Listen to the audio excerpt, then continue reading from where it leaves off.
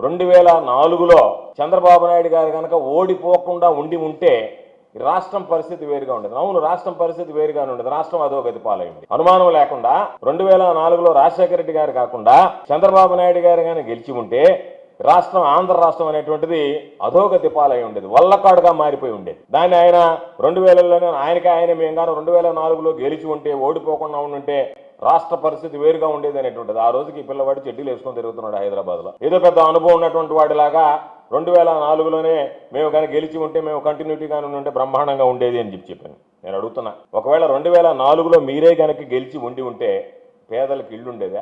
108 లాంటి సేవలు వచ్చిండయా?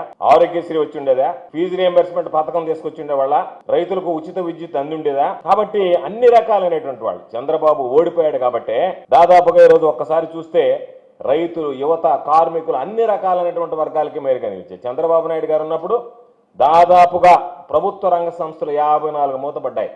ఆర్టీసీని కూడా ప్రైవేటీకరణ చేయడానికి ప్రయత్నం చేశాడు.